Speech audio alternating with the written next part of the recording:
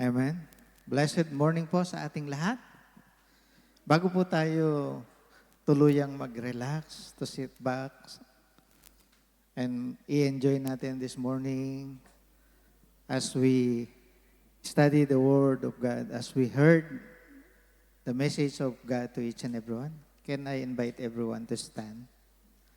Tayo po muna tayong muli. And bago tayo mag-umpisa, basahin po muna natin itong ating vision kung saan ito po yung nilalakaran ng Redeeming Grace Gate Community Church. I-recite po natin, sabay-sabay po tayo. Redeeming Grace Gate Community Church is a Christ-like community where everyone is a minister of God's Word, providing a divinely comforting hope with passionate worshiping members, equipped and committed leaders, and with abundant resources, reaching out people in the Philippines, in Qatar, and the rest of the world. Amen. So basahin din po muna natin ang ating teksto sa umagang ito. In the book of Matthew chapter 14, verses 25 to 33. Sabi rito, basahin po natin. And in the fourth watch of the night, he came to them, walking on the sea. But when the disciples saw him walking on the sea, they were terrified and said, It is I. Amen. Praise God. He said, Come. So Peter got out of the boat and walked on the water and came to Jesus. But when he saw the wind, he was afraid, and beginning to sink, he cried out, Lord, save me. Jesus immediately reached out his hand and took hold of him, saying to him, Oh, you of little faith, why did you doubt? And when they got into the boat, the wind ceased, and those in the boat worshiped him, saying, Truly, you are the Son of God. Allow me to pray. Hallelujah. Heavenly Father, most gracious and loving God, merciful and powerful God, we adore you, we glorify and magnify your name, O God. And this morning, Lord, I ask you, Lord, to bless us, Panginoon, with wisdom and knowledge, O God, so that we may clearly understand what you want us to hear this morning, O God. Lord, hide me in the wings of your righteousness, that you alone be seen in the midst of us, Panginoon. Your voice will be heard, na gamitin mo lamang ang aking bibig, Panginoon, as a mouthpiece, Panginoon, kung saan, Lord, mamutawi dito ang iyong mga salita na mayroong power, Panginoon, and the boldness and the clarity, Panginoon, na maunawa ng aking mga kapatid, Panginoon. Lord, I pray that you will prepare our heart, Panginoon, to receive your words, Panginoon, na ito, Panginoon, ay maging isang binhi, Panginoon, matanim sa pinakamatabang parte ng aming puso, Panginoon, upang ito'y tumubo at yumabong, Panginoon.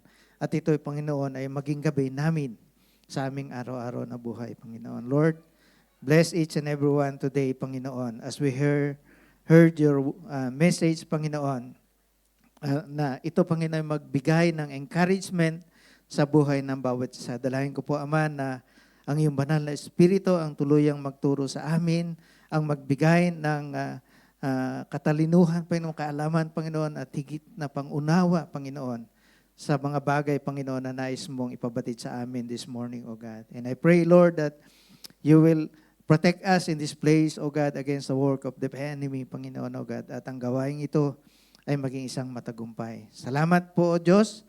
Muli, Panginoon, tinataas namin, dinadakilang iyong pangalan in the midst of us. In the mighty name of your Son, Jesus, in the unity of the Holy Spirit, we pray. Amen and amen. Makaupo na po tayong lahat. The story or this passage in Matthew chapter 14, verses 25 to 33, it beautifully illustrates the theme of walking with faith, even in the midst of fear and uncertainty. Kilalanin muna natin itong si Peter. Sino ba si Peter? Peter, dati ang pangalan niya, originally known as Simon. Kaya tinawag siyang Simon Peter. One of Jesus' 12 disciples, apostles, and a prominent leader in the early church, Christian church. He is a fisherman by his work, by trade. He was called by Jesus to become a fishers of men. He is complex and human figure known for his deep devotion, impulsiveness, and eventual steadfast leadership. Siya yung pinakamalapit sa ating Panginoong Hesus. And he stand as a leader of the apostles. In a pivotal moment, Peter proclaims that Jesus is the Messiah, the Son of the living God. Remember when the Lord Jesus Christ asked the apostles, tinanong niya, and who do you say I am? Ito si Peter yung nag-declare. He declared, you are the Son of the living God. Peter famously steps out of the boat in this passage toward Jesus, but begin to sink when his faith falters. Jesus saved him and rebuked his doubt.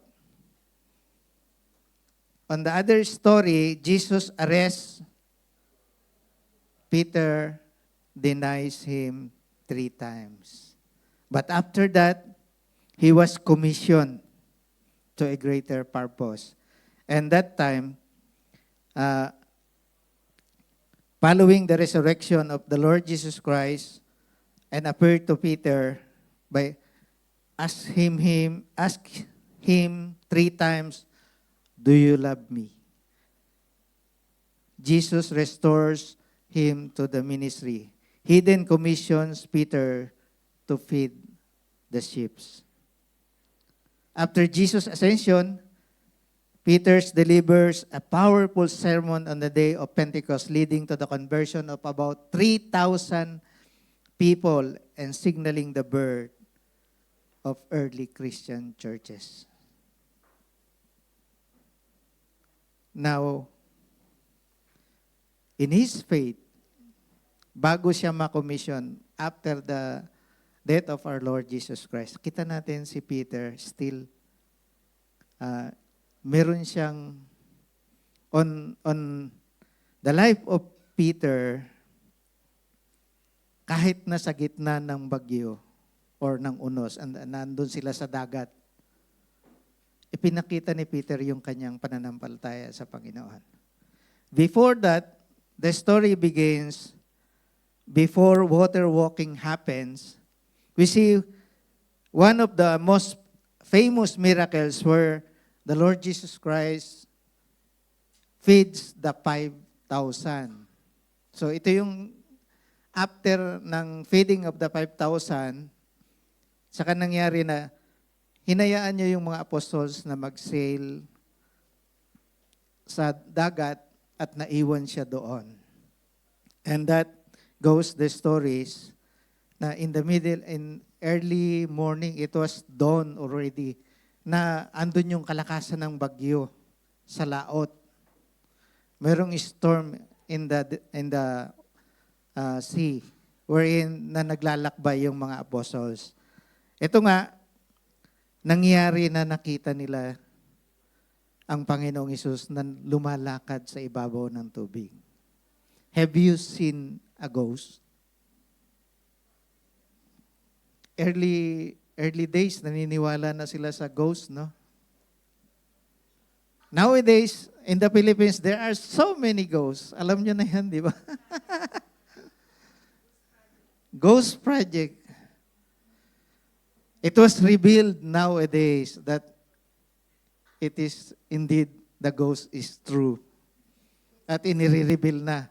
All over the Philippines, nakikita na yung ghost. The ghost projects of the Philippines. Imagine, totoo pala na makikita rin yung ghost. No? Yung mga ghost project. Amen. But in here, when they saw Jesus walking above the water, natakot yung mga apostles, akala nila multo. tayo sa Pilipinas, natatakot tayo sa nangyari, yung nakikita nating multo. Kasi dahil sa multo na yon, marami na yung binabaha ngayon. Na talagang may multo. Amen? So, Peter's moment on the water is a vivid metaphor for our own spiritual journey. Tingnan natin. Stepping out in faith, Peter dared to step out of the boat, trusting Jesus. That first step is often the hardest. Kahit sa ating lahat, no? Yung first step, first move is the hardest. Leaving the comfort zone and trusting in something greater. Fear and doubt.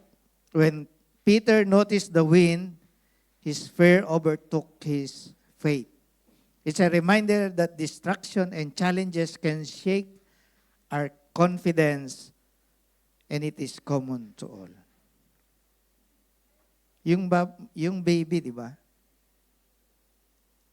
Yung baby, ang pinakamahirap sa kanya yung first step. Hindi niya angat yung kanyang paano. Hindi niya and it always, yung laging tinatry nung bata to step. Kaya tayo, minsan sinasabi, one step at the time. Kasi yung bata, pag hawak natin, gusto niya yung dalawang paa sabay. And that is the learning ng mga babies. To step out of his comfort. Jesus' response, even as Peter began to sink, Jesus immediately reached out and saved him. This shows that even when our faith falters, grace is always within reach. Grace is always there. O kaya mapalad si Sister Grace na laging andito. We can reach her out. Praise God, dahil ang biyaya ng Diyos laging nasa atin. It is for us to reach the grace of God. And then Jesus calmed the storm. Once Jesus and Peter returned to the boat, the wind ceased. Peace follows when we return to trust and worship. Peter beginning to sink into the water when he loses the faith. Beginning to doubt. The trust overcome by fear.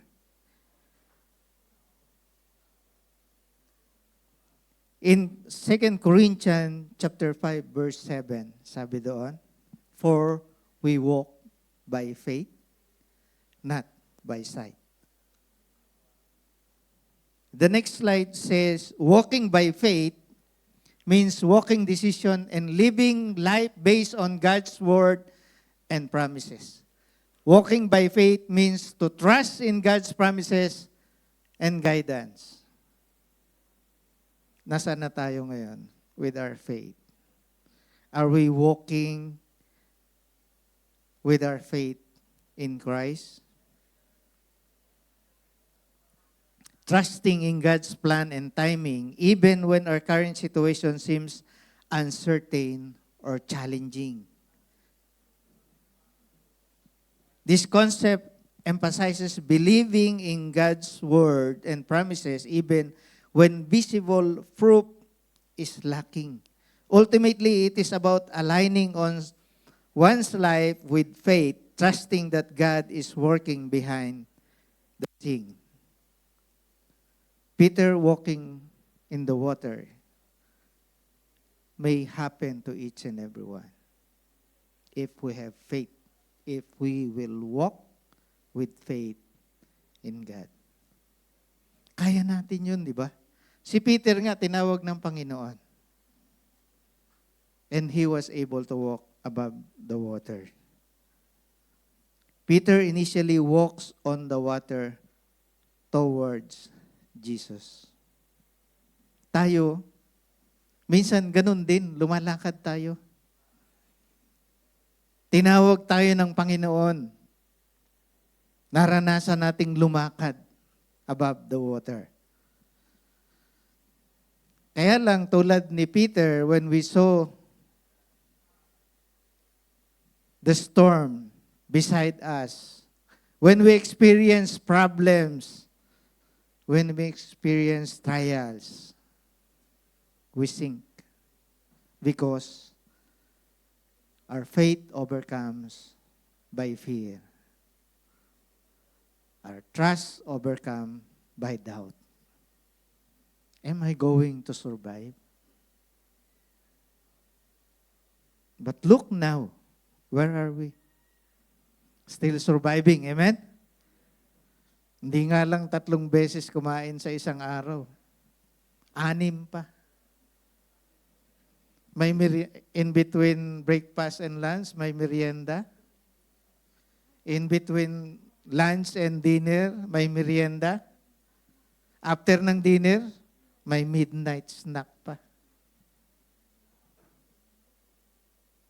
And that is the grace of God towards each and everyone. Napakabuti ng Panginoon. Hindi lang 3 meals, 6 meals a day. Yung iba, bumabango pa madaling araw. Yung tirador ng mga kaning lamig dyan. When they're hungry, praise God, merong natirang tutong, no? And in this story, we learn 3 things. Merong itinuturo ang Panginoon sa atin. 3 bagay sa paglakad natin sa ating pananampalataya. Una, the story provides lessons about faith.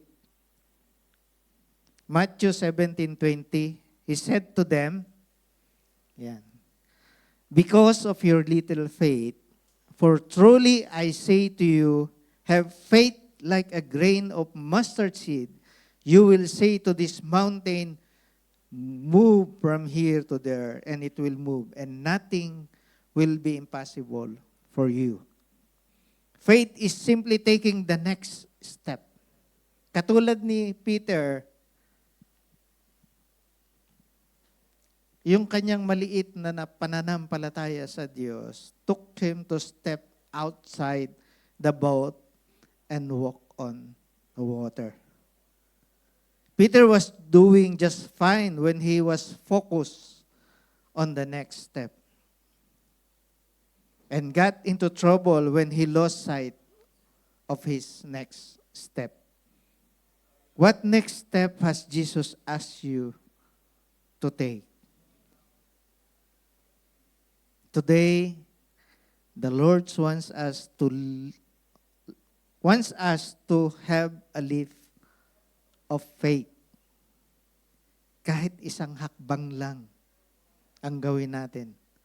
And one step at a time na lalakad tayo na may pananampalataya sa Panginoon. Faith unleashes the supernatural. Peter did not experience the supernatural power of God that allowed him to walk on water until he trusted as evidence by his action. Is there anything you need to be doing differently in faith? Meron pa bang iba na gusto nating gawin aside from faith in Jesus?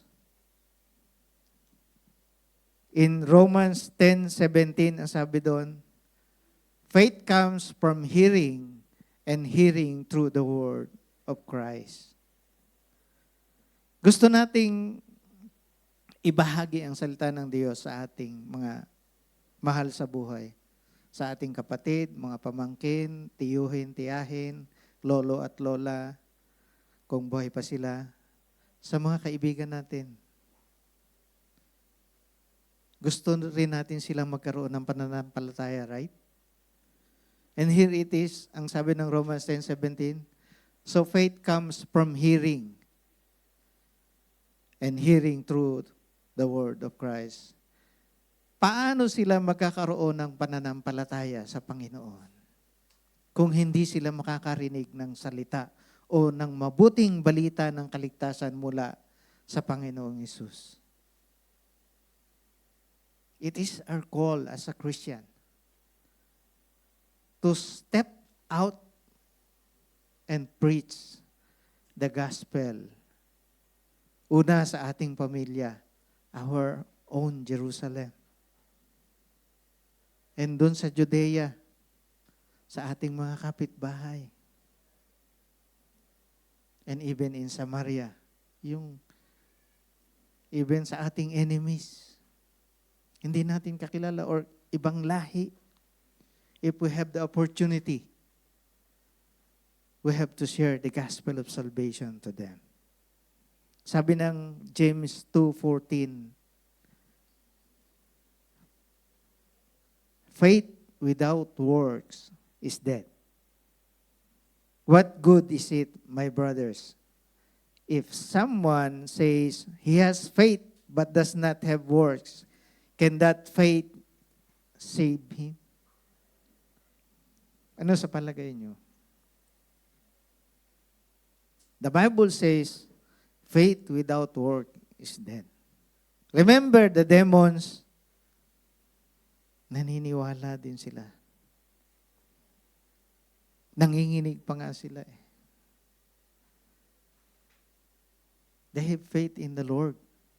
Pero wala silang ginagawa para sa Panginoon. Tayo, bilang mananampalataya ng Panginoon, ano ang ginagawa natin?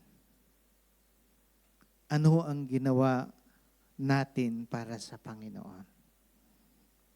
Remember, faith without works is dead. Fear will sink you. When Peter had faith, he walked on water. When he had fear, he sank in the water. Remember, when the Lord said, come, you have to step out with your faith. Because the Lord promised, He will never leave us nor forsake us. But if you forget that the Lord is with you, He will walk with you, He will be with you, He will not forsake you, you will sink. Dapat paglakad natin, lagi nating kasama ang Panginoon. Huwag nating iiwan. Katulad nung sinabi sa atin last Friday.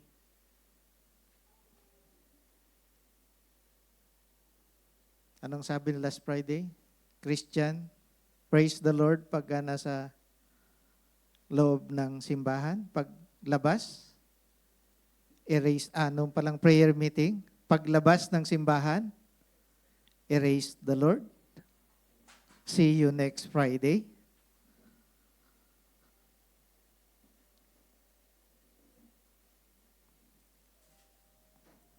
If you have faith, you can walk above the water.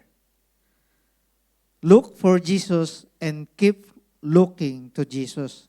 The Bible said, look unto Jesus, the author and finisher of our faith.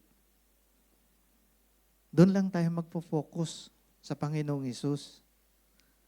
I remember one story, siguro na nakwento ko na to sa pulpit. Merong isang kapatid na ang sabi niya sa pastor, Pastor, di na po ako attend next Friday. Bakit naman, sabi ng pastor? Bakit naman kapatid? Kasi po, habang na ongoing ang sermon, narinig ko po doon sa aking mga katabi, nagkukwentuhan sila, nagchichismisan. Tapos doon po sa mga group chat, meron din pong chismisan. And even during the sermon, hindi po sila nakafocus. Marami yung nakikipagkwentuhan sa katabi, nakabukas ang cellphone, nag-scroll ng kung ano-ano doon sa social media. Ang sabi nung pastor, Ganito kapatid. During yung eating fellowship, binigyan niya ng isang basong puno ng tubig yung kapatid. At ang sabi niya, habang nagkakagulo, kumakain yung mga kapatiran, umikot ka sa congregation, sa mga taong kumakain. Sa mga taong nagkukwentuhan, nagtatawanan, bumalik ka. After mong maikot, bumalik ka sa akin. Pagkatapos nung kapatid na umikot, bumalik siya sa pastor. Tinanong siya ng pastor, ang sabi niya, ano ang napansin mo during your pag-ikot mo, roaming around sa mga kapatiran? Meron ka bang narinig? Meron ka bang napansin na ginagawa nila? Ang sabi nung kapatid, wala po ako napansin, pastor. Kasi po, nakafocus po ako doon sa tubig. Baka tumapon. What lesson we learn from that moment na tinanong siya ng pastor? Ano ang napansin natin? Kapag ganitong ongoing ang sermon, are we focusing on the message of God? Or are we focusing on something else? Katulad ng kapatid na ayaw niya nang umattend next na fellowship kasi marami siyang naririnig. How about us? Do we hear or do we focus on the message of God? Every time na attend tayo ng fellowship.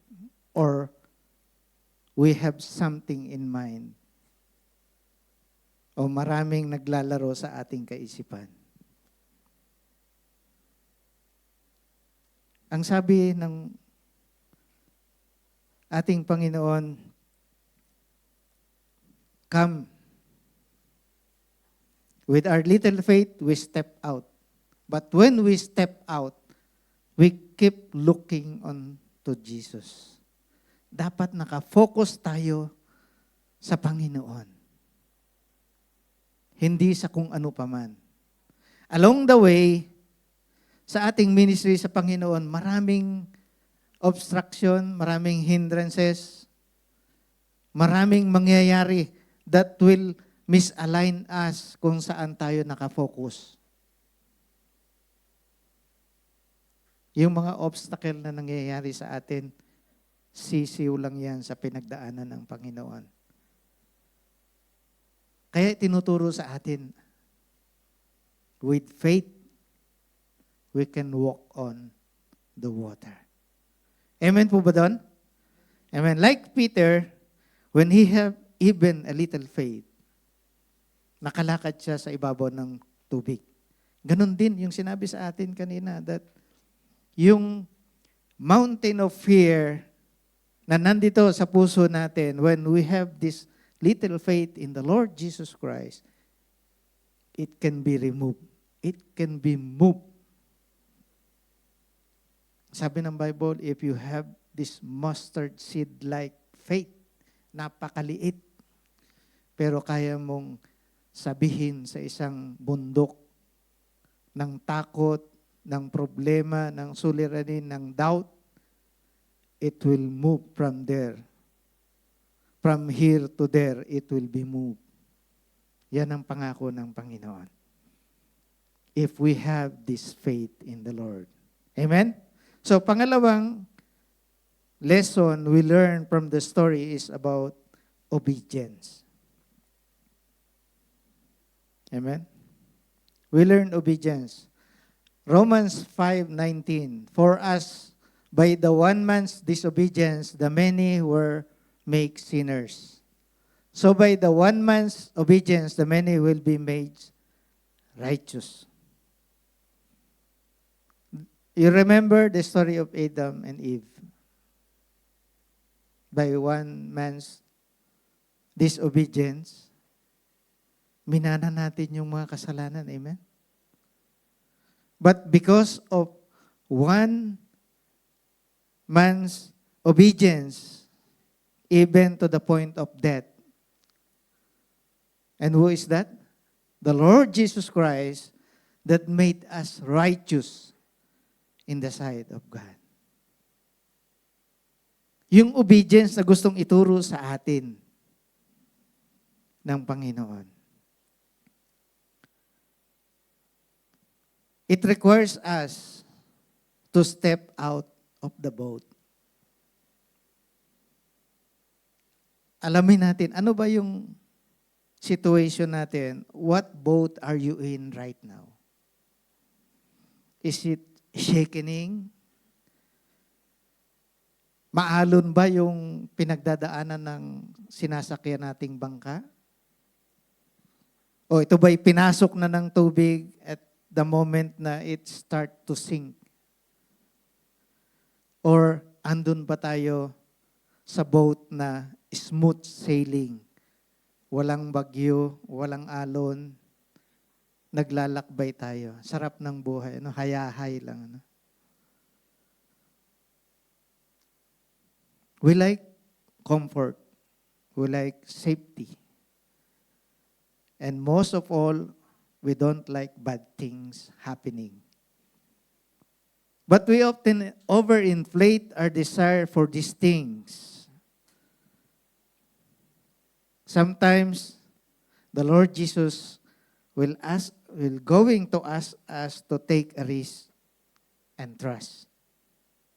And trust Him. Sometimes to obey what the Lord had commanded us to do is to step out of our comfort zone. Yung mga disciples, though they have fear and doubt about the Lord Jesus Christ, si Peter lang yung nag-request, Lord, if it's you, commanded me to come to you. 12 disciples sila na nasa bangka. Siya lang ang naglakas loob na magsabi sa Panginoon. Okay na sila doon sa bangka kasi kahit maalon, pakiramdam nila, safe naman sila doon. And in the story, only Peter asked the Lord for him to come to him. And that faith of Peter to ask the Lord Jesus to come to him. Alam niya kahit may bagyo, kaya niyang lumakad sa ibabaw ng tubig, no? And when Peter stepped out of the boat, remarkably, ito yung kanyang obedience sa calling ng Panginoon. Kung tayo kaya ang tatawagin ng Panginoon, and when the Lord Jesus say to us, come,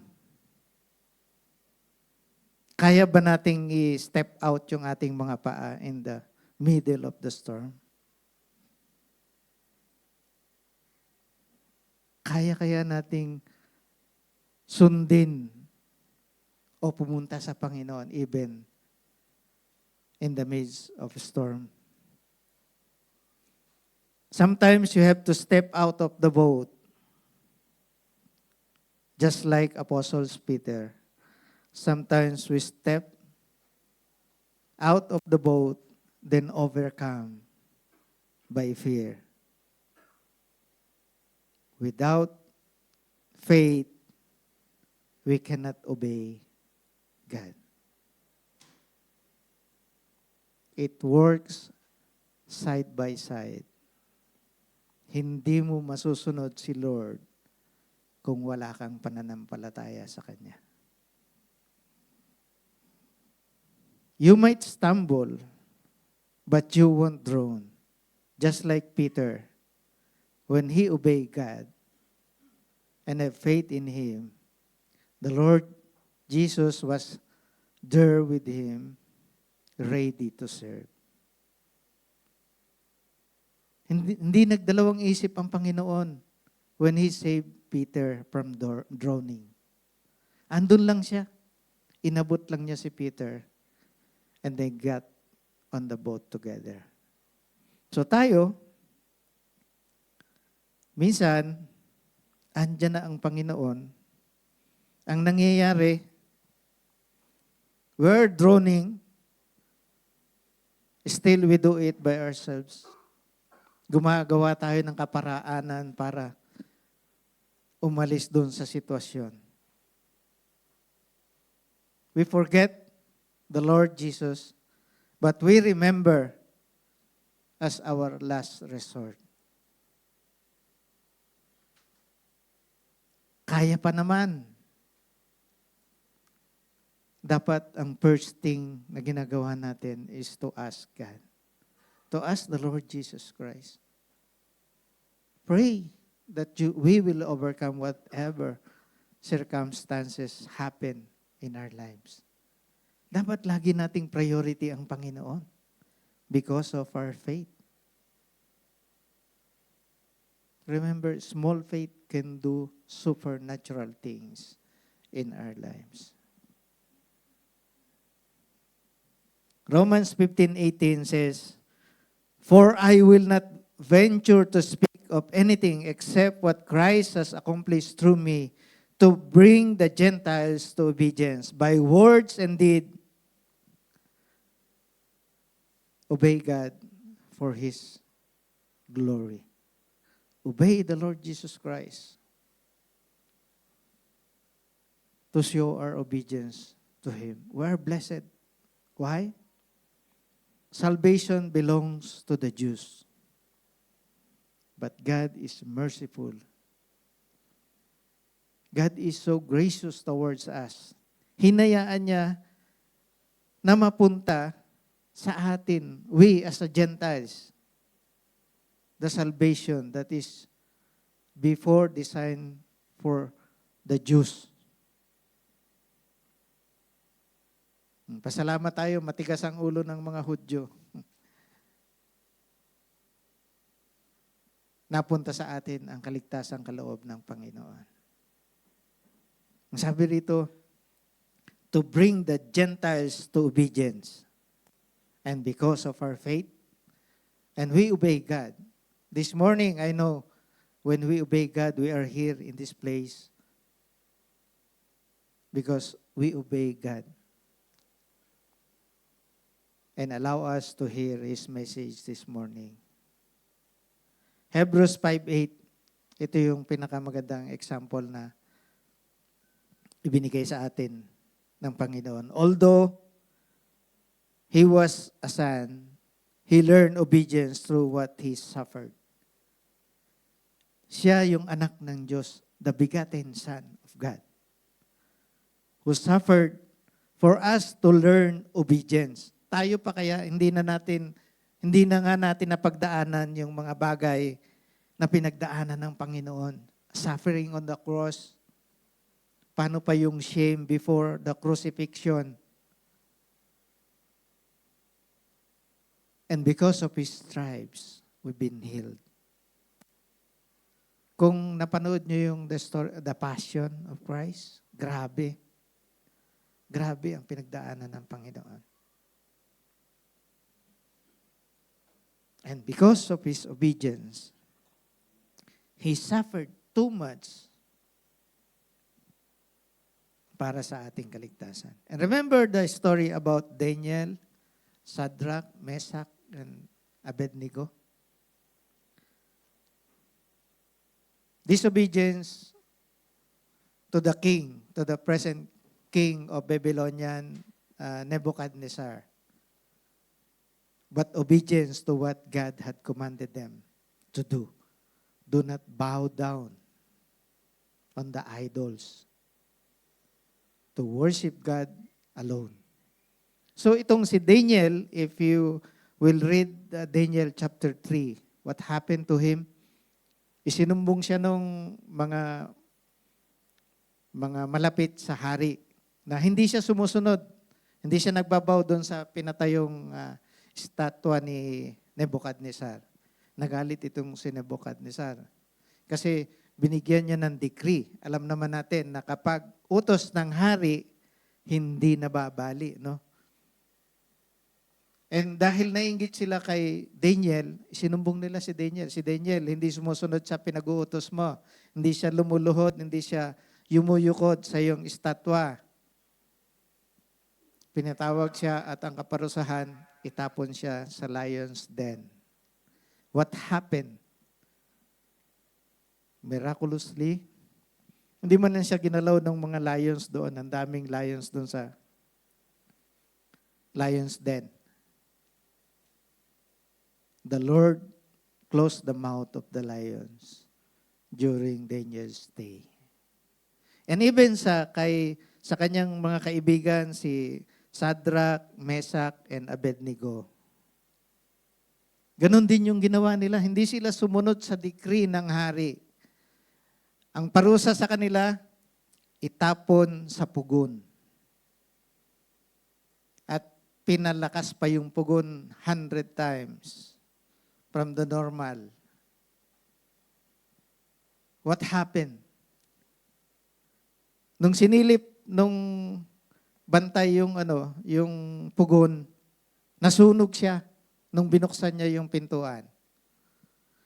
But when King Nebuchadnezzar sinilip niya, hindi 3 yung nakita niya, 4. At katulad ng promise ng Panginoon sa kanila, He will never leave us nor forsake us. Yung kanilang pananampalataya at pagsunod sa kautusan ng Diyos ay nagligtas sa kanila. They did not experience burning. Kahit napakainit na. Siguro ganun sa impyerno, no? They did not experience heat inside the oven. Nakaligtas sila. Why? Because the Lord never forsake them nor leave them. Andun ang Diyos kasama nila. Silang lahat, they experience supernatural things because of their obedience to God. When we follow Jesus, He will do incredible things through you. Gusto ng Diyos na isulat yung istorya natin one by one. At gusto ng Diyos makita, una, isusulat niya, ito yung ating pananampalataya.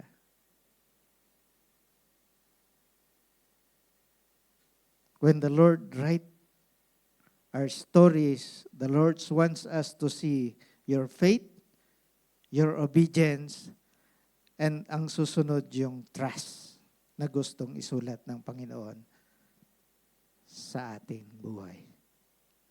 We will learn about trust in this story also.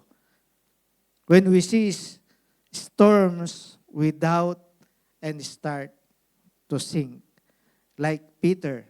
But the Bible's promise to each and every one, ang sabi doon, Proverbs 3, 5, 6, memory verse po natin, trust in the Lord with all your heart. And do not lean on your own understanding.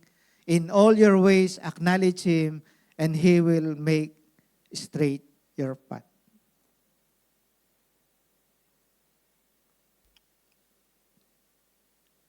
When fear overcome our trust, it resulted to doubt, we will sink. Katulad ni Peter. Without Jesus, we will sink. Peter walks on the water was short-lived because he took his eyes off Jesus.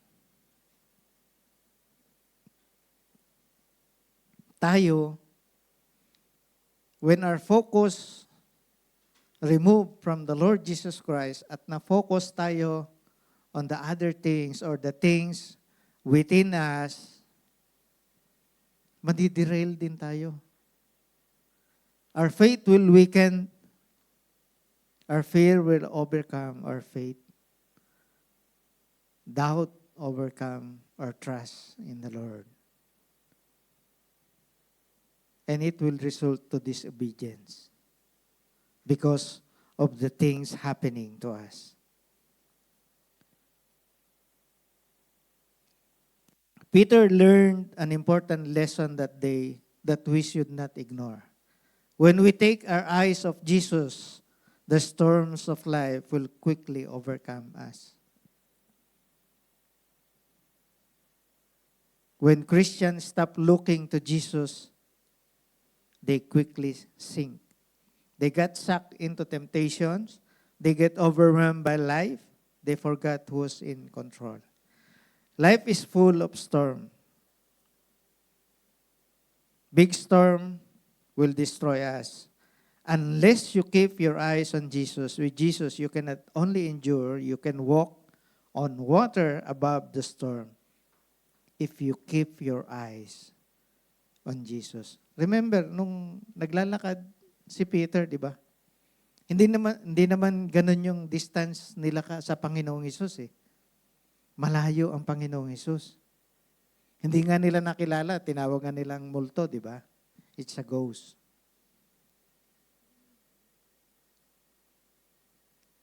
Probably, along the way, medyo malayo na yung nilakad ni Peter from the boat towards Jesus. But when he see the storm around him, he shift the focus to the storm. And he began to sing. Sabi ng Psalms 27, some trust in chariots and some in horses, but we trust in the name of the Lord our God. Totoo, nangyayari sa atin. Sometimes we trust in what we have now. Okay na ako kasi nakabili na ako ng lupa, nakapagpatayo na kami ng bahay, may sasakyan. Okay na ako doon. But remember, those things were temporal. Like what happening now in Cebu, Bogo City. Ang daming ari-arian na nasira, nawala. Yung mga bahay, kung makikita nyo sa news, talagang nag-collapse. Maraming namatay. Ganon kabilis mawala yung mga temporal things on earth. Kaya nga pinapaalalahanan tayo tuwing na you should store your treasure in heaven, na walang magnanakaw o makakasira. Yung kayamanan natin dapat andun sa langit. Because where your treasure is, there is your heart also be. Andun, di ba? Tayo pag may ari-arian na, grabe yung pag-aalala natin doon sa ari-arian natin, no?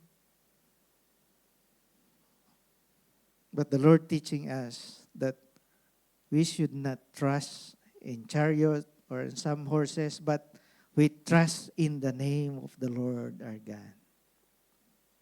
Pagpunta natin sa langit, hindi tatanungin ng Panginoon, ilan yung pinagawa mong bahay, ano na yung kayamanan mo, ilang bilyon yung pera mo sa bangko. Hindi ganun. Ang tatanungin ng Panginoon, ano ang ginawa mo para sa Panginoong Hesus? Yung binigay niyang regalo sa'yo, yung binigay niya buhay na walang hanggan sa'yo, sa pamamagitan ng kanyang bugtong na anak, ano ang ginawa mo? Nag-ipon ka ba ng kayamanan para sa langit? Nag-invest ka ba ng pamamahagi ng salita ng Diyos para sa kaligtasan ng iba? Or when the Lord give you an opportunity for a divine appointment to others na gusto niyang iligtas, ano ang ginawa mo?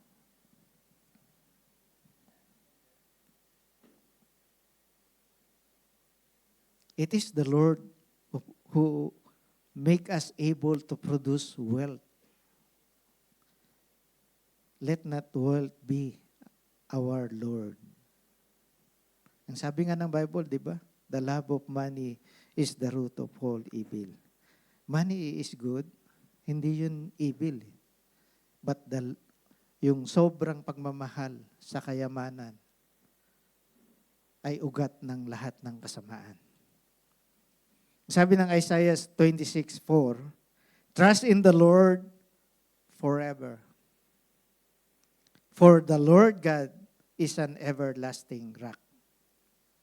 We must trust eternity than the temporal things on earth. Yes, the Lord will bless us and give us the wealth we need. Kasi along the way, in this earth, we're just temporal, no? Kailangan nating mabuhay. And it is our training ground. Practice natin to for the everlasting destination we have. Practice itong ginagawa natin doon sa heaven.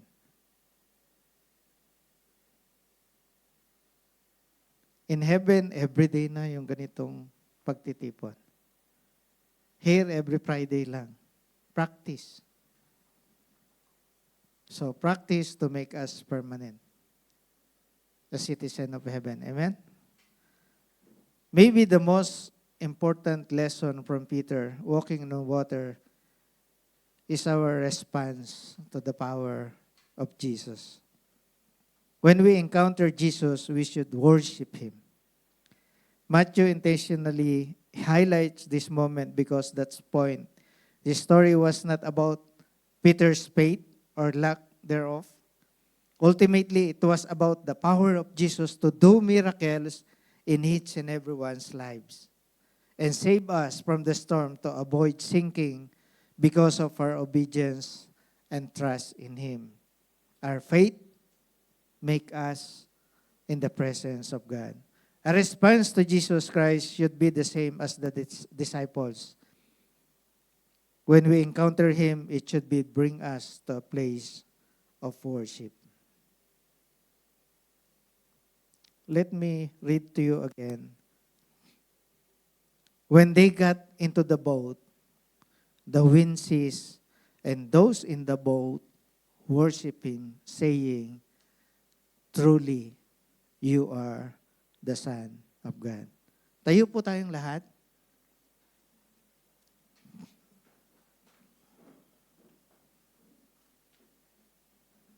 Let us bow our head, close our eyes, at hilingin natin sa Panginoon at this very moment. Manalangin tayo sa Panginoon. Focus natin yung ating mind sa Panginoon. Hallelujah. Heavenly Father, give us a willing heart and a bold determination with confidence in our heart, Lord, to listen to your words and to step out in faith like never before.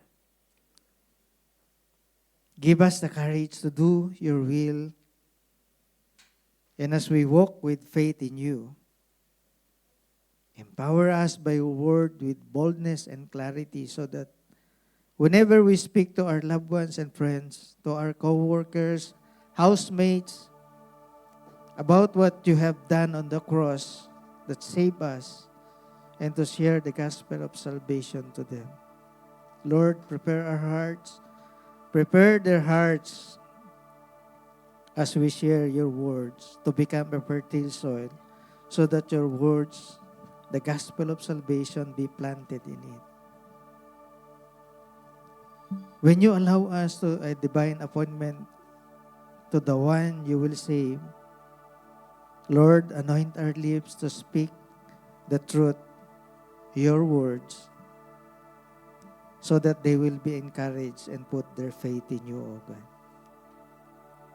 Heavenly Father, we ask for unity among us, that we may work together in love and harmony to fulfill your purpose. Lord, help us to grow in faith and knowledge of you, guiding us in our spiritual journey, O God. We pray for your protection over our church members and our family and loved ones, O God, shielding us from harm and guiding us in your truth. May our church be a light in the community, reaching out to those in need and sharing your love with others. Encourage us, O Lord, to step out of our comfort zone, to obey your commands, O God. With this little faith, O Lord, we can do it, O God, because we trust in your unfailing love. Thank you, Lord God, for today. We give you praises, honor, and glory. In Jesus' mighty and most powerful name we pray. Amen.